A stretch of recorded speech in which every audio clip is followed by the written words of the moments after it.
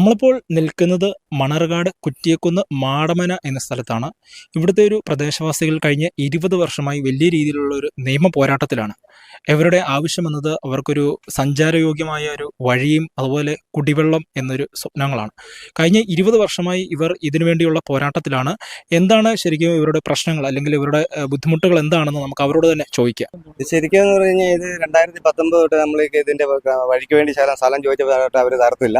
അപ്പൊ നമ്മളത് അവരുമായിട്ട് പല രീതിയിൽ നമ്മുടെ വാർഡ് മെമ്പറും പാർട്ടിക്കാരും എല്ലാവരുമായിട്ട് ബന്ധപ്പെടുകയും ഇടപെടുകയും ചെയ്തിട്ടും അവർ അതിന് ഒരു രീതിയിലും ബില്ലിംഗ് അല്ല. ഇന്നിപ്പോൾ അവർ ഈ പറയും 1 ലക്ഷം രൂപ, നാളെ വരുമ്പോൾ പറയും 1.5 ലക്ഷം രൂപ. പിന്നെ ഇവർ ഈ മണ്ണെടുത്ത് വിറ്റതാണ്. ഇവിടെ ഈ ഗ്രൗണ്ട് കാണുന്ന മൊത്തം മണ്ണെടുത്ത് അവർ വിറ്റതാ, പൈസക്ക് വിറ്റതാ. എന്നിട്ട് അവർ പറയുന്നത് ഞങ്ങൾ ഇത് കെട്ടിയെടുക്കണം എന്നൊക്കെ പറഞ്ഞു.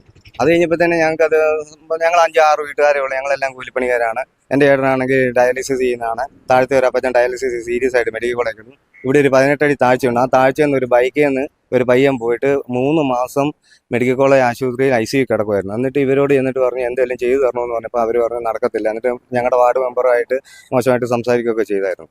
അത് കഴിഞ്ഞ് ഞങ്ങളിപ്പം ഇത് ഞങ്ങളുടെ വല്യപ്പന്മാർ കൊടുത്ത സ്ഥലമാണ്. ഇത് 8.25 സെൻറ്റ് സ്ഥലമേ ഉള്ളൂ. ഇതിൻ്റെ അകത്ത് 15 സെൻറ്റ് സ്ഥലം ഇവർ 1969 റിസർവ് കാണിക്കുന്നുണ്ട്. പക്ഷേ ഇപ്പോൾ അവർ കരമടയ്ക്കുന്നതും വെറും 13 സെൻറ്റിനെ കരമടയ്ക്കുന്നതാണ് വില്ലേജ് എന്നുള്ള റിപ്പോർട്ട് നമുക്ക് കിട്ടിയത്. ഇതുമായി പരാതിയായിട്ട് ഞങ്ങൾ പല ദിവസം പല പ്രാവശ്യവും പലർക്കും കലക്ടർക്ക് കൊടുത്തു, SP ക്ക് കൊടുത്തു, RTOയ്ക്ക് കൊടുത്തു. ഇവർക്ക് എല്ലാവർക്കും ഞങ്ങൾ പരാതി കൊടുത്തിട്ടുള്ള.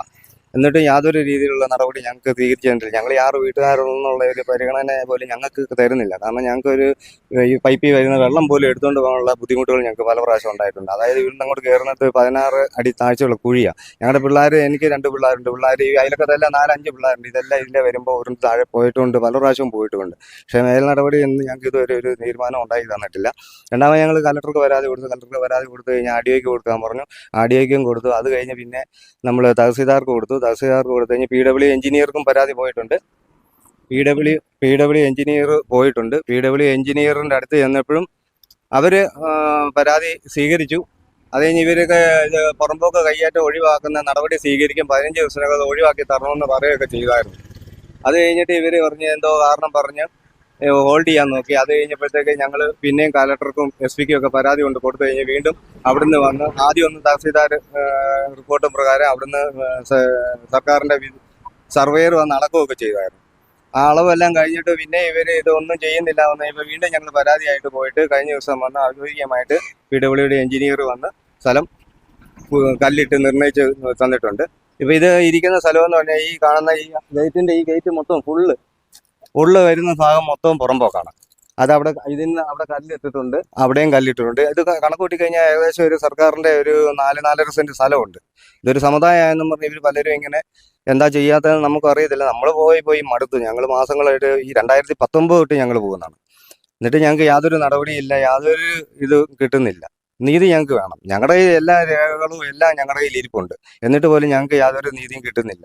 അതിന് വേണ്ട സഹായം ഞങ്ങൾക്ക് ആരിൽ നിന്ന് കിട്ടണോ ഇനി അവിടെ ഞങ്ങൾ പരാതി കൊടുക്കാൻ തയ്യാറാണ്. പൊളിക്കാൻ ഇപ്പൊ അവര് പറയുന്ന PW എഞ്ചിനീയർ ഇത് പൊളിച്ചാൽ അത് അവരുടെ പള്ളി പോകും എന്നൊരു ഇതാണ് അവർ പറഞ്ഞിരിക്കുന്നത്. കാരണം പള്ളി പോവോ എന്നുള്ളത് നമുക്കറിയേണ്ട കാര്യമില്ല. കാരണം സർക്കാരിന്റെ ഭൂമിയാണ്. സർക്കാരിന്റെ ഭൂമി ഇത് പള്ളി പണിതുകൊണ്ടിരുന്നപ്പോഴും ഒരു 5 വർഷം മുമ്പ് രാജീവ് സാർ എന്ന് പറഞ്ഞ ആള് നമ്മുടെ പഞ്ചായത്ത് സെക്രട്ടറി ആയിട്ട് ഇരുന്നപ്പം ഞങ്ങൾ പരാതിപ്പെട്ട് ഷോപ്പ് മെമ്മോ കൊടുത്തിട്ടും വീണ്ടും അത് പണിതാണ് ഈ പരുവത്തിലാക്കിയിരിക്കുന്നത്.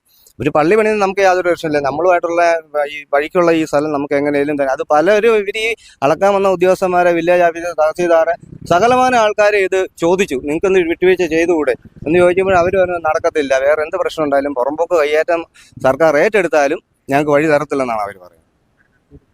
ഇതുവഴി വണ്ടിയും മറ്റു കാര്യങ്ങളൊന്നും കയറി പോകത്തില്ലല്ലേ? ഇല്ല, വണ്ടി കയറി പോകത്തില്ല. റിസ്ക് ആണ്. ആ പട 3 അടി പോലും വീതിയില്ല. ഇപ്പൊ നമുക്ക് ഇതിൽ വണ്ടി കയറി പോകുന്ന പറഞ്ഞാൽ ഞങ്ങൾക്കുള്ള വഴി എന്ന് പറഞ്ഞാൽ നേരെ ഇങ്ങനെയുള്ള വഴിയാണ്. അത് ഞങ്ങൾ ഇവിടുന്ന് വന്ന് ഇങ്ങനെ വളഞ്ഞു കയറണം. ഒരു ബൈക്ക് പോലും ഇതിൽ ഇറക്കിക്കൊണ്ട് വരാൻ പറ്റില്ല. മഴ പെയ്യുമ്പോൾ മേളിലുള്ള സകലമാന വെള്ളവും ഇതിൻ്റെ അകത്തൂടെ ഒഴുകി വരാൻ. ഞങ്ങൾ പല പ്രാവശ്യം വീണിട്ടുണ്ട്, പല രാത്രികളിൽ വീണിട്ടുണ്ട്. പിള്ളേർ സ്കൂളിൽ പോയിട്ട് വരുമ്പോൾ വീഴുന്നുണ്ട്, എല്ലാം ഉണ്ട്.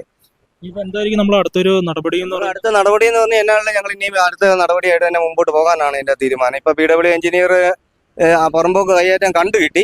ഇനി അത് ഇവിടെ ഒരു നടപടിയായിട്ട് മുമ്പോട്ട് പോകത്തില്ലെങ്കിൽ ഇതിന് മേളിൽ ഇനി എന്ത് ഇതിനും പോകാൻ ഞങ്ങൾ റെഡിയാണ്. ഞങ്ങൾക്ക് ജീവന് ഒരു ഭീഷണിയുണ്ട്. കാരണം ഇവര് CSDs പണ്ട് ഒരു പ്രശ്നം ഉണ്ടായപ്പോൾ ഈ മതിലെല്ലാം ഇവര് തന്നെ പൊളിച്ചിട്ട് ഇവര് തന്നെ മൺട്രാട് പോലീസ് സ്റ്റേഷനിൽ പരാതി കൊണ്ട് കൊടുത്തു. ഇവിടുത്തെ പ്രദേശവാസികളും വാർഡ് മെമ്പർ ഗുണ്ട ബിനു രാജു എന്ന് പറഞ്ഞ ഗുണ്ടയും ചേർന്ന് ഞങ്ങളുടെ ഇതെല്ലാം പൊളിച്ചു കളഞ്ഞു എന്നും പറഞ്ഞ് ഇവർ പരാതി കൊടുത്തു. എന്നിട്ട് ഇവിടെ എൻ്റെ കൊച്ചിന് 5 വയസ്സേ ഉള്ളൂ. അന്ന് 5 വയസ്സുള്ള കൊച്ചിനെ പോലും അറസ്റ്റ് ചെയ്യണമെന്നും പറഞ്ഞ് ഇവർ CSDS സംഘടന കൂടി ഇവർ മൺട്രാടിന്ന് police station Perfect shot. Look, he's my brother.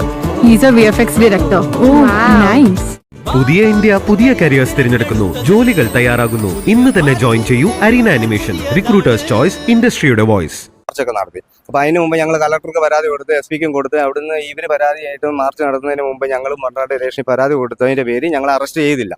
കാരണം ഞങ്ങളത് ചെയ്തിട്ടില്ല. അന്ന് രാത്രി ഞങ്ങൾ പോലീസ് സ്റ്റേഷനിൽ വിളിച്ചപ്പം മൺട്രാട് പോലീസ് എൻഗേജ് ആയിട്ട് ഞാൻ 100 വിളിച്ചപ്പോൾ കടുത്തുരുത്തി പോലീസ് സ്റ്റേഷനിൽ നിന്ന് മൺട്രാട് പോലീസ് സ്റ്റേഷനിൽ വിളിച്ച് പറഞ്ഞ് ഇവിടെ വരുമ്പോൾ എനിക്കറിയാം ആരൊക്കെയാണെന്ന് എനിക്കറിയാം. അവരുടെ പേര് ഞാൻ ഇപ്പോൾ വെളിപ്പെടുന്നില്ല.